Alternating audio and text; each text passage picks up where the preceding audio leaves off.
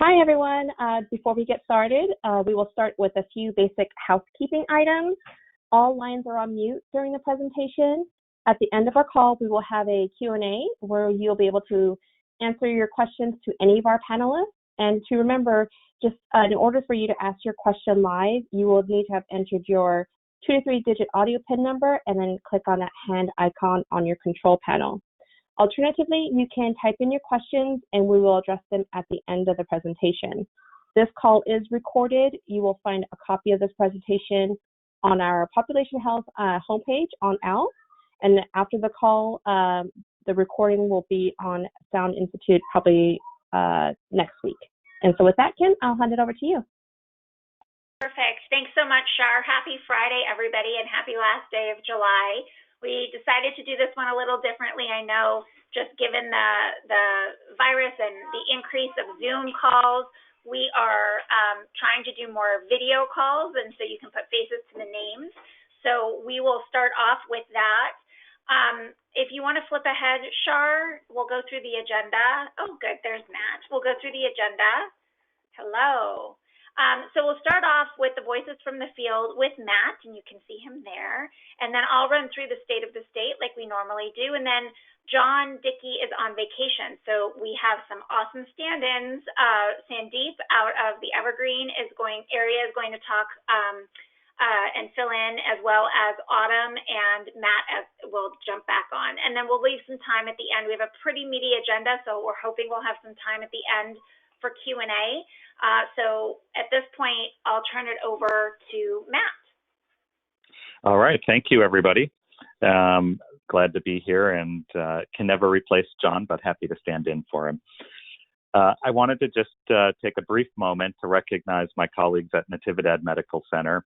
As some of you might know, I used to be the chief at Natividad, but I had been on hiatus there for about 6 months or so, and I went back recently and was talking to my colleagues during IDRs. And I had a very sick elderly patient, had been in the hospital for 15 to 20 days, had multiple surgeries, et cetera. He really, and was actually very functional beforehand, walkie-talkie, taking care of his wife. But he was 84. And so it came time to discharge him, and I thought he was perfect to go to our IRF, which is actually part of Natividad Medical Center. He had multiple complicated medical problems that I thought needed physician oversight on a daily basis. And so I was about to, or I was in the process of talking about that on our IDRs when the case management director, who is new since I had been at Natividad and so doesn't know me and didn't know me, the case management director actually said, well, that's one of Sound's bundled patients, and we need to be very cautious about where we send those patients. And I just thought that was, it was so perfect when those sort of things happen like that, when when it seemed to be perfectly aligned that the case management director would happen to say that to me on the day that I'm presenting, and I think he, didn't know who I was in terms of my leadership around the bundle payment program. And so I wanted to make sure that I gave some props to both Sharon and Shiva, who are the CPN and the chief, respectively there, who have been able to accomplish something I never was able to accomplish at Natividad, which is to really get broad buy-in across the hospital, even in a place that has an embedded IRF, which we all know is even more challenging. So I wanted to mention that. I thought it was a great example of how to get things done in your facility, which is to make connections and grow collaboration and explain what we're doing and why. And when those things happen, and when they happen regularly, all of a sudden it seems that things come together well, and our patients get the care they need in the right place at the right time. And so congrats to Natividad for that, a big hurdle. And I'm proud to have been part of it, and glad to be going back there this weekend, as a matter of fact. Thanks so much, Matt. I'll go back on video. That's a funny story, actually. It's given your role and how passionate you are about bundled patients. I mean, I have to believe that if you, of all people, felt that the patient needed to go to an IRF, that, that was clinically appropriate.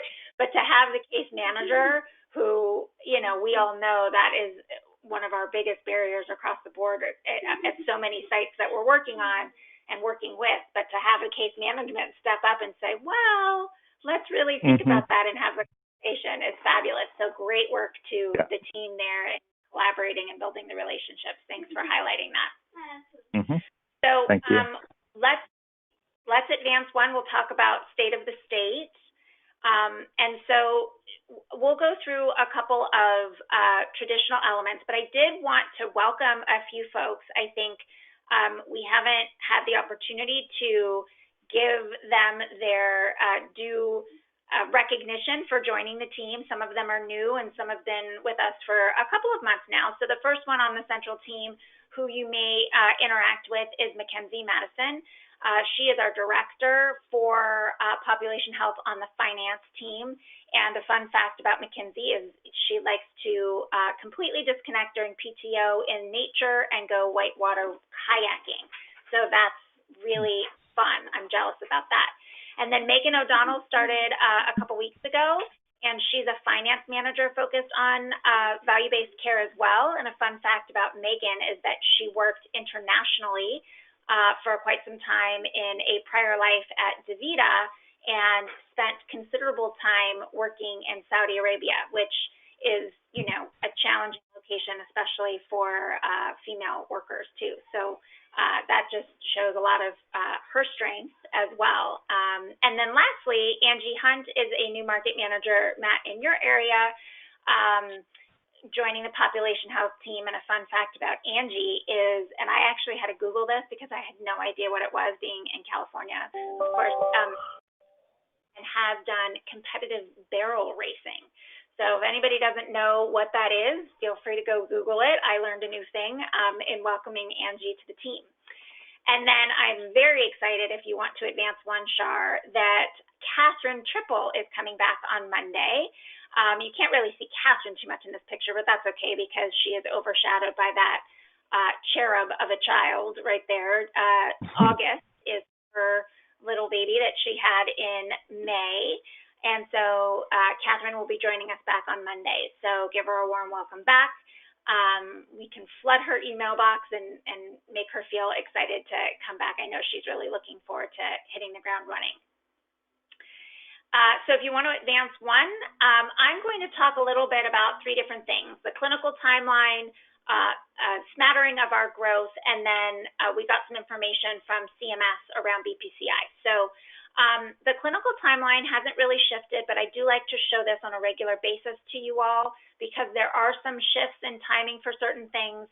At the top with BPCIA, we expect that we're going to see the target prices for model year 4 starting in October. We'll get model year 3 results at the end of September, which will set us up for another Q4 effort for BPCIA.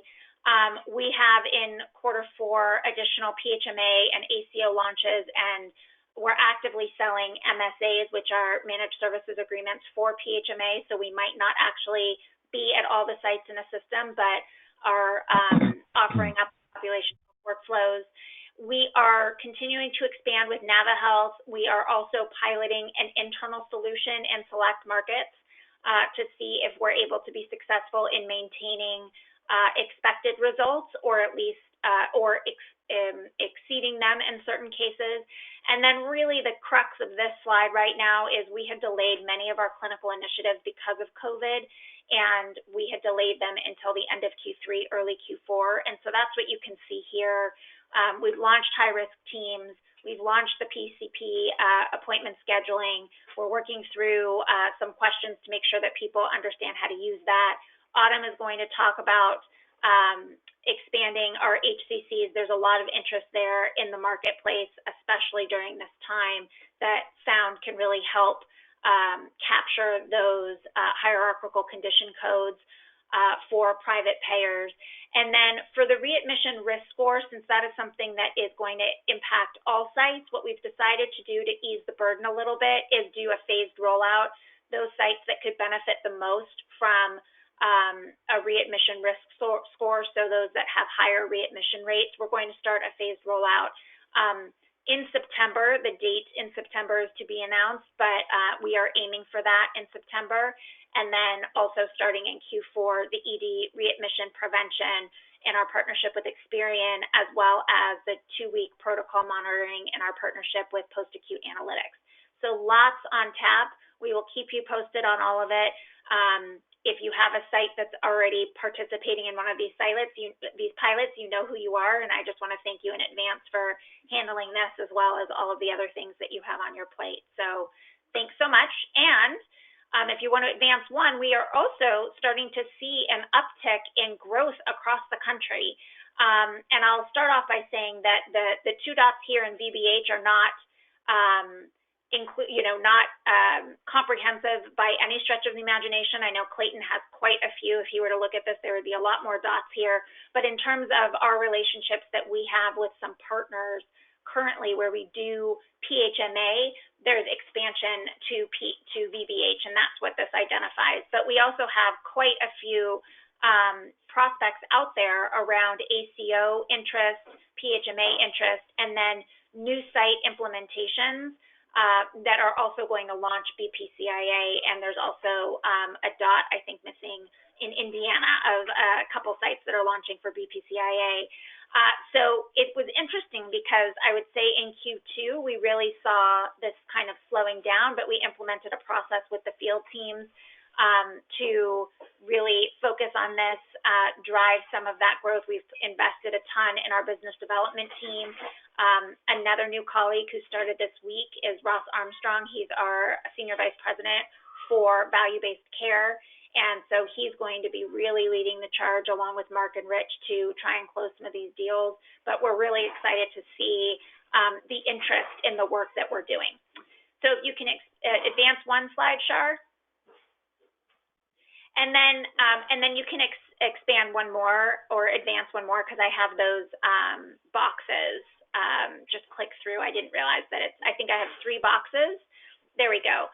So the dates that you would be interested in, CMS had put forth a timeline for us. There are a lot of things that we centrally manage here, and all of these dates are important to us. But the ones that you probably care about most are around when we're going to get a reconciliation and when we're going to get the target price that will help us understand what bundles we'll select for model year 4. And as I had mentioned before, that's starting to happen in October and November.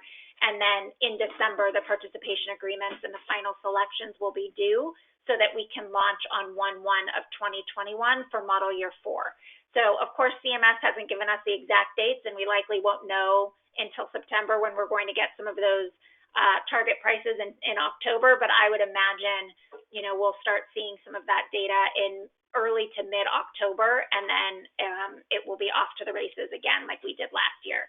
So just wanted to keep you guys apprised of all of that with a view towards the future.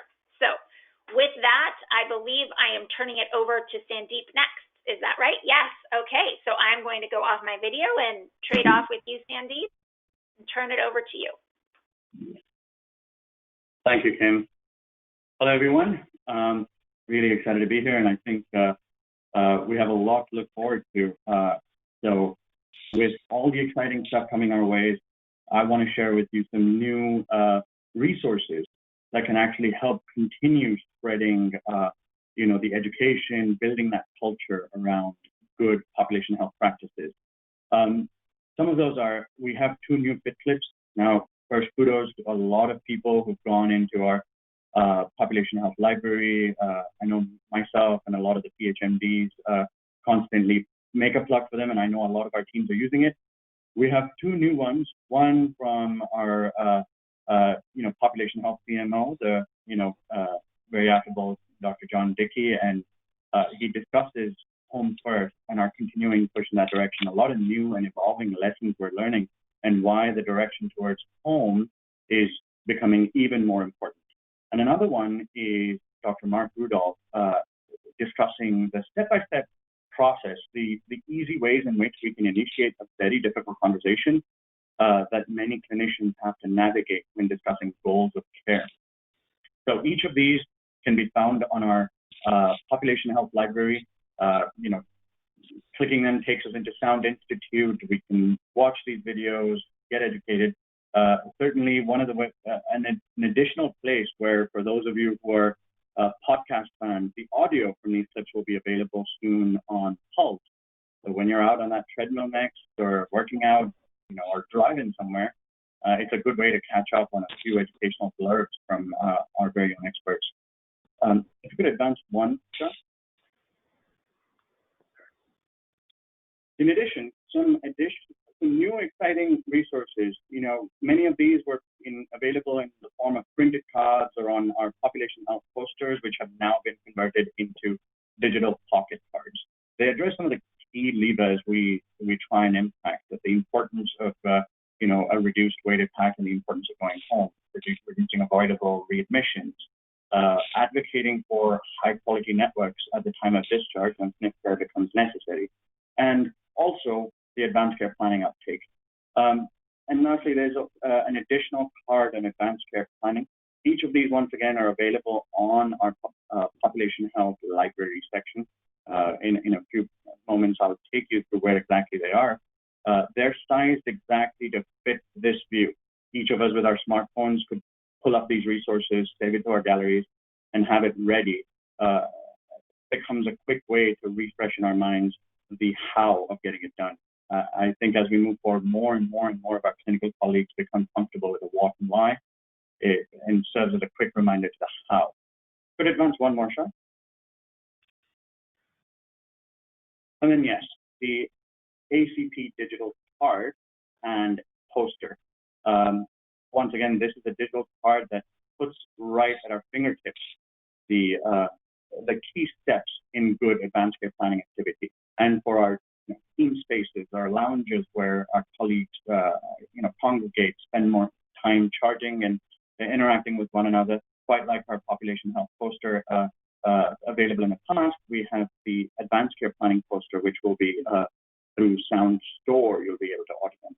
And actually at this time, Shar, if I could grab this screen from you, I want to show our colleagues a quick way in which they can access this. Now, many of you might be familiar with this screen already. It's our Knowledge Center Population Health Central homepage.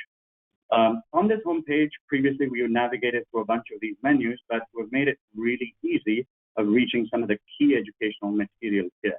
So as you scroll down on the page, you'll quickly see a link for the library and the toolkit, taking each of us directly to where we want to go. And right down here, lo and behold, our FitClip videos. Our FitClip has a better option, as well as right down here, the new FitClip of goals of care conversations for inpatient clinicians. As mentioned, clicking on any or each of these takes us directly to Sound Institute, where our providers can not only watch the video, but get credit and they get logged in for having done so. And additionally, right down here is the digital pocket cards submenu. Each of these will result in a pop-up. These are images that can then be saved to your computer. What I want to share with you is quickly attaching them to an email, either to oneself, or if you're a chief or one of our excellent CPNs, a team-wide email with some of these attached makes it easy for our clinical members to pull it up on their phone, save it, bookmark it, and refer to it as desired. And Shar, with that, I think I'm ready to give you back the screen. Perfect, thank you. And if we may advance one. An exciting new development I want to share with you, and something that Kim alluded to on our timeline as well, is the readmission risk prediction score. Essentially, as we work time and again to give the best care possible to our patients, this is one more endeavor in which we, on the acute side, as we do our day-to-day work, can impact the downstream next 30, 60, 90 days of our patients' lives. If you could advance one. Now, of course, the why shouldn't be that hard. I think as an organization, as clinicians, as all of us engaged in this excellent work, it straight away appeals to us that we want to provide the best care possible. We want to help our patients transition to the community, successfully stay there, and as spouse will never really have to come back to us, hopefully either for the same condition or any related condition. And I know a lot of our teams are engaged in bringing that value to our patients, to their families, to our health system overall. In line of that, we all would agree that knowing in advance who might be at increased risk really helps us be intentional around it. And it is with that effort that this readmission risk score comes into play. Could advance one. Now, this readmission risk score was built as a predictive model and validated by our excellent analytic partners, Arbor Metrix. Right from the point of admission, when we put in the patient into Sound Connect, it leads to an alert that can show us those patients who are at increased risk. What this does, this kind of flagging, is allows each of us in our different roles to be intentional around how we support these patients, define certain workflows for us, and helps us implement certain evidence-based measures that are known to reduce the risk of readmission. Each of these will then have a tracking mechanism and allow our teams, our providers, and our CPNs together help patients transition to their next best care and actually reduce the risk of readmission. If we may advance one. And once again, a quick plug for the timeline. This project will see itself rolled out in a phased manner starting September with about 13 sites initially, and then across Sound in that phased manner. So expect a whole lot more communication coming your way. We're going to do a whole lot of education around this and bring the necessary attention across a variety of forums that we'll all be meeting together on. Advance one, Shar. And I think with that, that's the end of my section. I'll hand it over to Autumn to walk us through HCC and some new exciting stuff. Great, thank you. All right, I'm here to cover the development in our clinical documentation program. We also use the acronyms HCC and RAF, which I'm sure you have heard of by now. However, I will refresh. So let's go to next slide. So a few things to cover today. One is just a reminder on what the program is, an update on the sites and timing, and then the expectation of those sites that are participating, as well as training, which launched this week. So next slide, please. In fact, I'll have you advance another. Okay, great.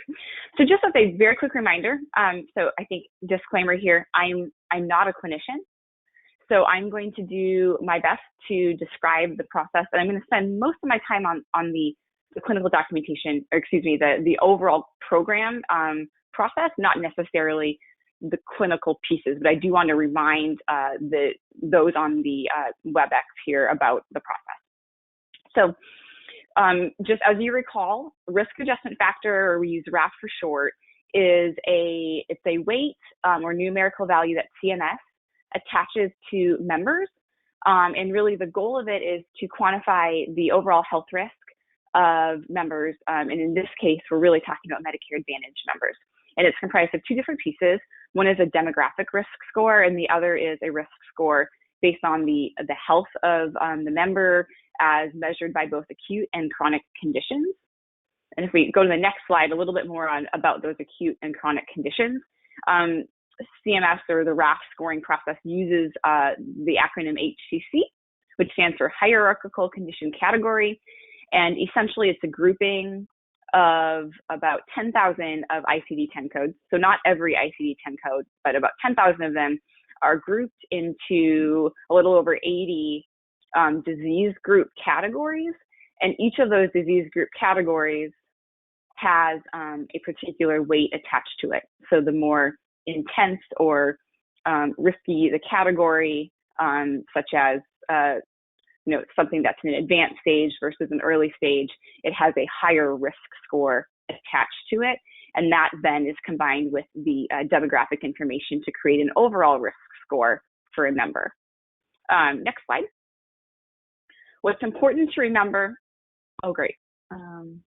Okay, as it's coming in, I didn't realize there's animation. The important thing to remember about the risk scoring process with CMS for Medicare Advantage plans is that every year the diagnoses codes, both chronic and acute, are removed. And the expectation is that they are considered and monitored or evaluated throughout each year. So they're reset January 1st. And so, for example, we're in the calendar year 2020, and any acute or chronic condition, ICD-10 code that is billed within 2020 and submitted to CMS will impact the risk score that's used in the 2021 year. Anything that existed in 2019, for example, that isn't recaptured or rebilled in 2020 would be lost for the 2021 year. So Medicare Advantage plans in particular they have a desire to maintain the chronic conditions and acute ones, if they are applicable, from year to year to reflect the overall risk of the member. So next slide, please. We really, with partnership with United in this case, but there are, as Kim mentioned, significantly, there are many more programs and payers that are interested in this work, and we're starting with United. But we spent some time talking to them about the process, and we said, we understand that typically you use home health visits, primary care physicians to do much of this work from year to year. However, we do see your sickest patients as they're hospitalized, and we see them multiple times throughout their stay. And we can help you with the recapture of these conditions, chronic conditions and acute ones as well. So we developed a process. This is sort of an overall process flow. I won't read through all of it, but at a high level, we have a central coordinator for the HCC or the clinical documentation program who will be requesting this historical information from United Health Group. It'll come from Optum. They will be providing it to us in a secure way, and the central coordinator will then be entering this information into Sound Connect. Once it's in Sound Connect, there have been workflows built within Sound Connect that will provide the information to the MD or APP who is the attending physician. It will be on the rounding list, as well as there are workflows throughout the charge capture process, including attestations for the presence of the chronic and acute conditions. Additionally, there are workflows that have been built to capture the codes themselves and confirm that there has been an evaluation and that's been documented within the electronic medical record at the hospital. So next slide, please. This is a more detailed process flow, but it just talks about the step-by-step process of who's doing the work. The majority of the processes are within Sound Connect. However, the most important part of this work really is with the physician or APP who's meeting with the patient, that face-to-face visit, which is in the middle of the screen, and the documentation within the medical record, as well as within the charge capture system. Next slide, please. So a little bit about where are we launching and when are we doing so. So at the next slide, we have a list. There are 17 programs around the country for which we are launching this recapture program, clinical documentation program, on August 19th. And next slide, a little bit about just our overall timeline to get ready for an August 19th go live. So it's a little bit small, but the words on the left of the screen that are highlighting the different workflows that have been put into place. We have Sound Connect workflows, as I mentioned. This attestation and billing process is automated within the Sound Connect system. There are learning and development has built training modules to assist in launching and providing requisite information, as well as training on what the workflows will look like in Sound Connect. There is a compliance program specific to this clinical documentation program. The compliance team has developed that. We have an incentive plan for the clinical documentation program. I'll be covering more specifics in a couple of slides. There are reporting needs for really all of the above, and those are in the process of being developed. And again, you can see we are pretty far along. We are a few months into the planning and development phase for this project, and we will be ready to go live on the 19th of August. Next slide. I think lastly, it's just expectations for those 17 sites that are going live. So I think I know I mentioned this at least verbally, but we have it on the screen that if you are a site that's participating in this program, the use of the rounding list will be important for you to receive the historical information that has been provided to Sound from United. So that's one thing. I think most use that list, but just keep that in mind. And then I will also emphasize that the initiation point for this program is a centralized coordinator. So it's a coordinator for the clinical documentation program. It's not the site coordinator at each of the locations around the country. It's helpful that they're aware that this process is going on, but there isn't anything expressly requested of them at this time. So next slide. A little bit about the training. So I mentioned that the training went live this week. If you are at or part of the program, 17 programs that are going live, you and were selected by your PHMD and program chief to participate in this project, you ought to have received an email that looks like what's on the right side of the screen with an introduction to the program, as well as the different elements of the training. There are 2 elements that are occurring over the next couple of weeks prior to going live. The first is a virtual self-serve module within Sound Institute. That ought to have been assigned to you by Sound Institute. You're already enrolled, I guess is maybe a better way to say it, a couple of days ago. That's about an hour long to do at your own convenience in terms of time. We are requesting that you complete that module by August 6th, because what that will enable is you to participate in the GoToWebinar, which is something that is a live dialogue. It's an hour long. There are 2 different options. You can see them on the screen, and the email that was sent out also has links on how to register for your preferred option. The point of the live dialogue is to sort of reemphasize as well as highlight the workflows within the Sound Connect system that have been built over the course of the last couple months, so that you understand how it's intended to work. And then lastly, there will be a follow-up training sometime in September once the teams have had a chance to do this work. Next slide. I think this is the last slide that I have. I mentioned there's an incentive program that's been developed for the clinical documentation program, or pilot with United. So I think important to highlight that the top few bullets are, really why we believe that this work deserves some sort of incentive attached to it, because there is extra work attached to both meeting with the patient as well as the documentation that's required to recapture these HCCs. In addition, a little bit about the payment specifics, which is the bottom half of the slide. It is $75 per patient hospitalization. That payment amount, and let me say that as part of the follow-up training, the GoToWebinar, there will be more specifics about how to complete the attestations and claim them in Sound Connect. So I'm more giving you a high-level explanation, but Dr. Dickey and Dr. Nowicki will go through this in greater detail with you at that time. But the payment would be to the hospitalist who completes and claims the attestation within Sound Connect. Important to note that the payment is regardless of clinical outcome. So you're being paid for the assessment and meeting with the patient, not necessarily the clinical outcome of the coding.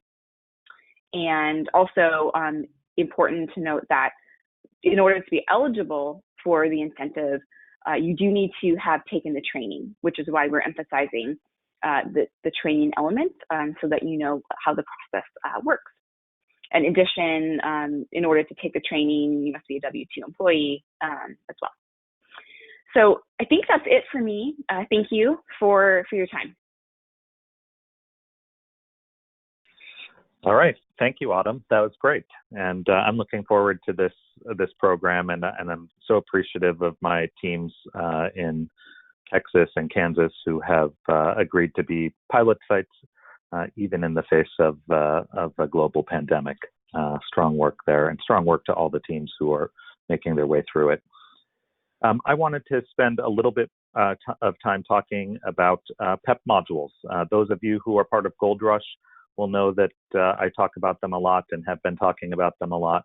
But I think patient experience is even more important now as we are, sort of in this period where families can't be present, and in general, the patient experience is more challenging now. And so I think it's important that we spend some extra time thinking about that and thinking about how we can do a better job of making our patients have as good an experience as possible when you come into the hospital sick. So next slide, please. So just a review of where you will find the PEP modules. First of all, there's a lot of different ways to enter the Sound Institute. I tend to do it through Sound Connect, which you can see on the left side of your screen there. There's also a link from the Sound Physicians homepage, which also works. When you enter into the Sound Institute, you'll see your landing spot, which is the top right. That's sort of your landing homepage. And if you click on Course Catalog, there's going to be a drop-down menu there with 3 choices. And basically, if you choose any of those 3 choices, you will find the Patient Empowerment Project. Look for that logo that you see there on the bottom right-hand side of your screen. It will pop up as one of the available modules that you can then work on. If you go to the next slide, you'll see the topics of the PEP modules, and as well something that I think is important, that only a few of us have actually completed them. And I think it's important that we really work to improve that number. They do take about 2 hours total, but there's 5 of them, so you get a lot of information in those 2 hours. I know in our region, we are definitely looking at this as sort of a secondary quality metric and finding ways to help our teams be accountable to getting them done as well. You see there on the right side of your screen the different topics. I wanted to make clear as well that these are, have been really well received in the hospitalist world in general. The Society of Hospital Medicine is adopting these onto their website as well, because they do such a good job of helping clinicians get better at having goals of care discussions, at talking to their patients in general, which is, ever more important now. So next slide, please. So most RMDs should receive a monthly P2P report, as they call it. And basically what that is it's a report of training in your regions. And so you can actually search it, sort it, and filter it to look at only PEP modules, but also included here will be our compliance training and our population health training. All of those things that we get assigned in the Sound Institute come out in this report, and then you need to filter that down and figure out which of your team members have pending PEP modules, and then of course encourage them to get them done and work through them. I also frequently suggest that you can do these PEP modules as a group. You can kind of do them instead of a FIT meeting. If you've gone through all the FIT meetings, again, they kind of fit into that time frame as well. So use them broadly, and especially for new folks that may not know the Sound way of management, I think it's always helpful to kind of bring them in as well.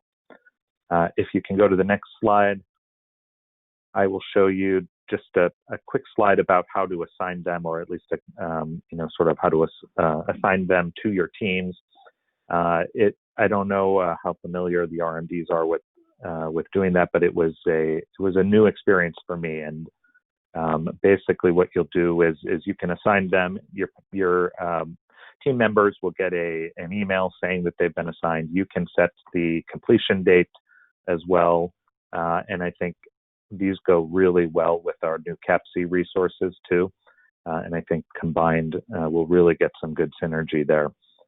You can see specific instructions on the bottom left-hand side if you want to assign these to your teams. And as well, we can't show it over the webinar, but this slide has an active link in the bottom right, which will show you a video on how to assign them. And it's a 3-minute video, really short, and it's very effective as well.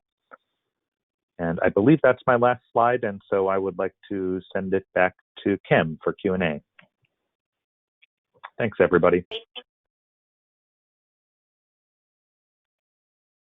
Thanks, Matt. Thanks, Matt. And actually, I'd like to ask everybody who was presenting to come back and join on the video, just in case some of the questions are relevant. I imagine some of the questions will be for different topics.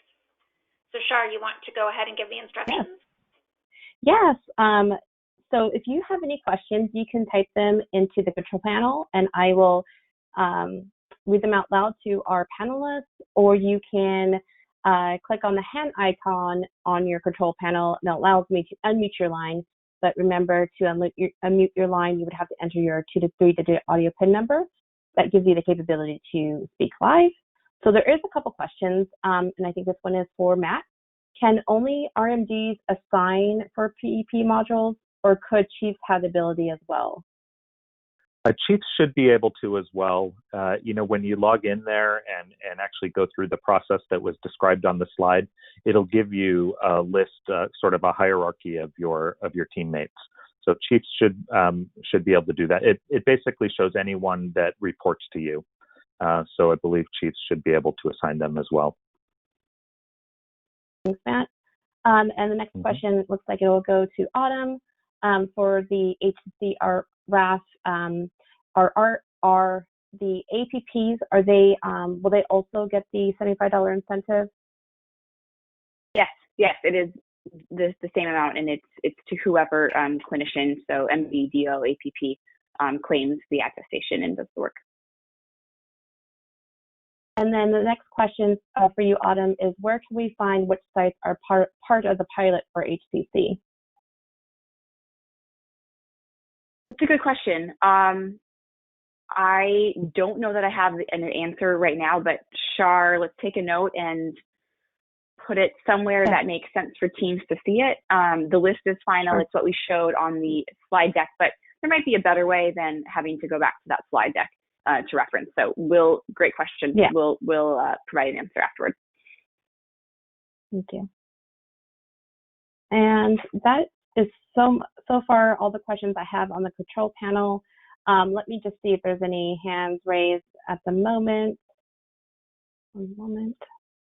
And while you're seeing that, maybe if you want to go back to the slide that showed the sites for participating in HCCs, if we go back to that slide, we can at least flash it up there.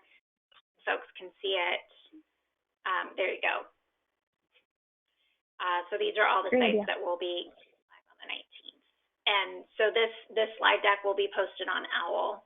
And then we can also post this particular spreadsheet probably on OWL more upfront so people can see it. Great. Okay. Any other questions, Mark?